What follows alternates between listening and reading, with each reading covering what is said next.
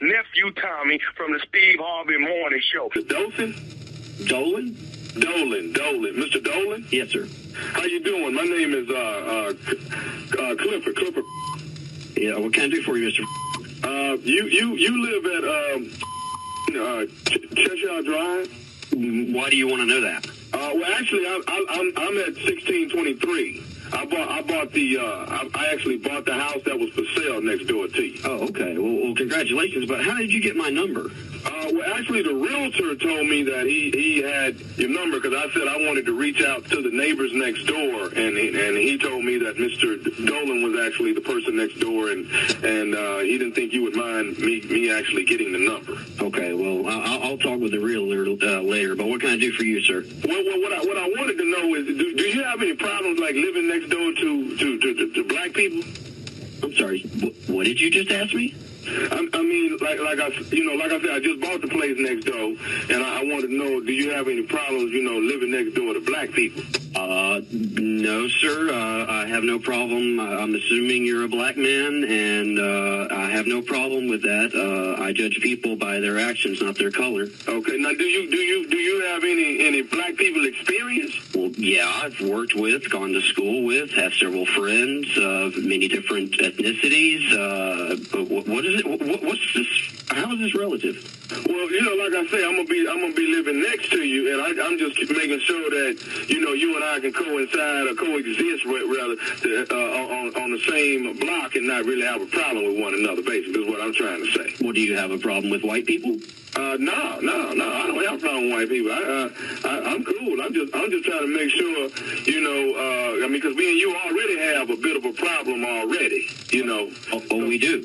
Yeah, we have a problem. I'm bothering me while I'm at work. What's your problem?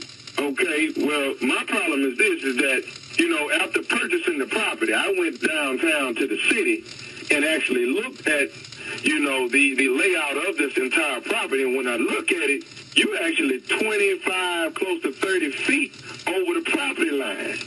Well, no, you're looking at the wrong map. No. The fence that separates my backyard from your backyard, you are 30 feet over that. That's impossible. No. Listen, and I know this. Now, I'm going to tell you how I look at it. You got a jacuzzi in your backyard, right? Oh, so you've been spying on me? No, I haven't been spying on you, sir. I'm just telling you, close to that, not far from that fence line, don't you have a jacuzzi there? Well, as a matter of fact, I do, yes. Okay. Now, the pool is okay, but if I push that fence line back 30 and actually get the property that I'm supposed to have, I pretty much own your jacuzzi, your hot tub. I see. Okay.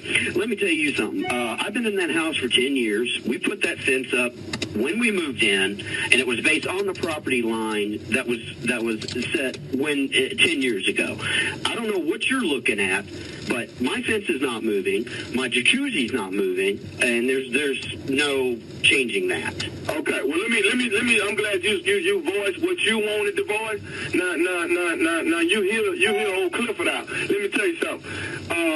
Either we're going to take the fence line and move it where it's supposed to be, or we're going to put a gate between our 2 yards, and I'm going to be able to come and get in this jacuzzi and pool whenever I want to.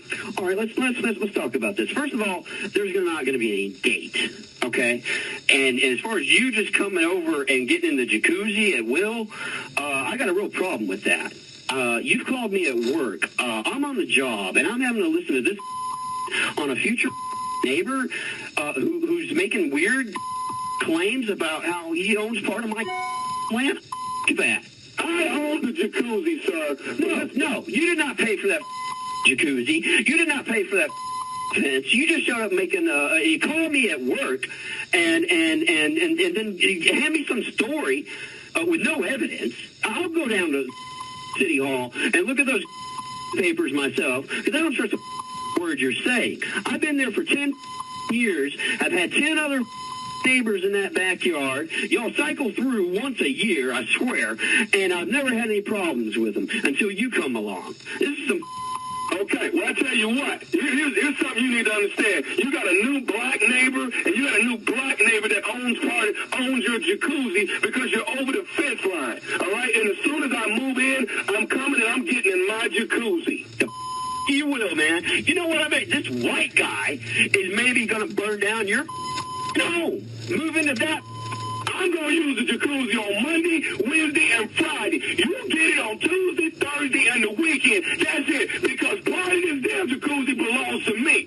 The jacuzzi is owned by a black man and a white man, and we're going to get along. Bottom line. Look here, listen here, you... Who are you to dictate what days I get to use my jacuzzi? Because it's not coming over to my jacuzzi. It's not just your You are jacuzzi. not. It's our jacuzzi because you built it. That's the only thing that makes it yours. It being on my part of the property helps make it mine. So therefore, we're going to share this damn jacuzzi, and we're going to try to get you. In my jacuzzi, I'm tossing your across the fence. I will be there Mondays, Wednesdays, and You ain't gonna be. I will be standing at my jacuzzi with a shotgun. You take one step over to my property line.